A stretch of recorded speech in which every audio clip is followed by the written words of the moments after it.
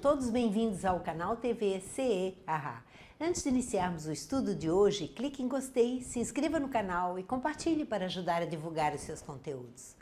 Hoje nós vamos estudar sobre as paixões, das perguntas 907 a 912. A pergunta 907. Uma vez que o princípio das paixões está na natureza, ele é mau em si mesmo? E eles respondem que não. A paixão está no excesso unido à vontade, pois o princípio das paixões foi dado ao homem para o bem, e elas podem levá-lo a grandes coisas. É o abuso que dele se faz que causa o mal. Quando a paixão é voltada para a conquista, para a determinação de coisas boas, ela é positiva. Ela é negativa quando o homem extrapola e quer usar essas paixões para a sua realização pessoal, para os seus maus hábitos, para os seus vícios. Aí então a paixão se torna negativa. Na pergunta 908, como definir o limite em que as paixões deixam de ser boas ou más? E eles respondem que as paixões são como um cavalo que é útil quando é dominado e que é perigoso quando é ele que domina. Reconhecei então que uma paixão se torna perniciosa no momento em que deixais de poder governá-la e tem como resultado um prejuízo qualquer para vós ou para outrem. Quando essas paixões causam prejuízos a nós ou a alguém, então elas são negativas, elas são más, elas estão extrapolando, elas estão em excesso. Kardec faz uma nota. As paixões são alavancas que decuplicam a força do homem e o ajudam no cumprimento dos desígnios da providência. Mas, se em vez de dirigi-las, o homem se deixar dirigir por elas, cai nos excessos. E a própria força, que em suas mãos podia fazer o bem, recai sobre ele e o esmaga.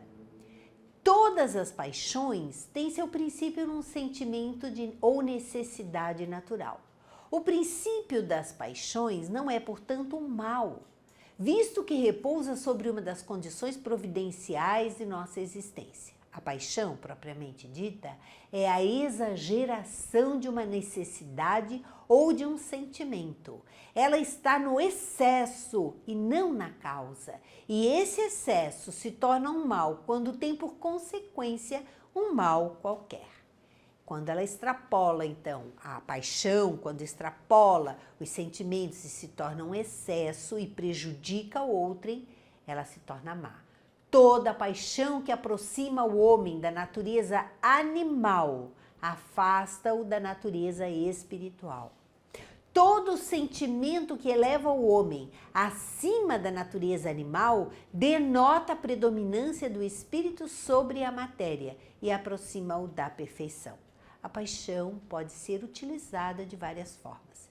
Ela pode ser usada para o empreendimento de algo bom que vai gerar coisas boas para a humanidade, para si, para os seus entes queridos. A paixão nos estimula a viver com mais vivacidade, com mais força, com mais determinação. Porém, quando ela se excede, causando danos às nossas vidas ou às vidas dos nossos semelhantes, ela deixa de ser positiva porque ela está gerando prejuízo, ainda que seja um impulso no sentido de realização, mas é uma realização dos prazeres pessoais, dos bens estritamente materiais.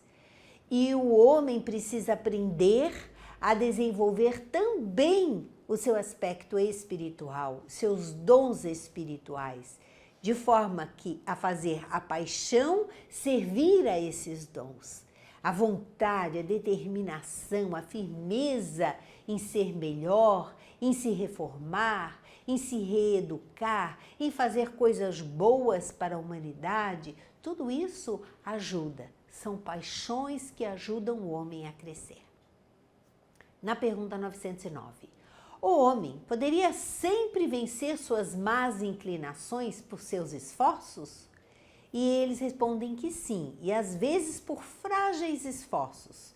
É a vontade que lhe falta. Ah, quão poucos dentre vós fazem esforços. Os Espíritos nos dizendo que ainda não desenvolvemos a força de vontade, que todos nós podemos vencer nossas más paixões, nossos vícios. Todos nós podemos nos disciplinar, todos nós podemos nos melhorar, todos nós podemos deixar situações que desejamos modificar nas nossas vidas. Basta querer. E este querer não precisa nem ser tão grande, esse esforço não precisa ser nem tão grande. Pequenos esforços já farão grandes diferenças em nossas vidas. É isso que os Espíritos nos ensinam. Na pergunta 910, o homem pode encontrar nos Espíritos uma assistência eficaz para superar suas paixões? Os Espíritos podem nos ajudar a superar nossas paixões? E eles respondem que se ele pedir a Deus e a seu bom gênio, que é o seu mentor, seu guia espiritual, com sinceridade, os bons espíritos virão certamente ajudá-lo, pois é a missão deles. Os espíritos estão prontos para nos ajudar. E não é um só. Vários espíritos, muitas vezes equipes de espíritos, estão a postos para nos ajudar. Precisamos, porém, fazer os nossos esforços, dar o primeiro passo, buscá-los através da oração, buscá-los humildemente pedindo socorro para as nossas vidas. Com certeza nós receberemos esse socorro espiritual. Na pergunta 911, não há paixões tão vivas e irresistíveis que a vontade seja impotente para superá-las? E aquelas coisas que parecem irresistíveis que nós não temos forças para dominá-las? E eles respondem que há muitas pessoas que dizem, eu quero, mas a vontade está somente nos lábios.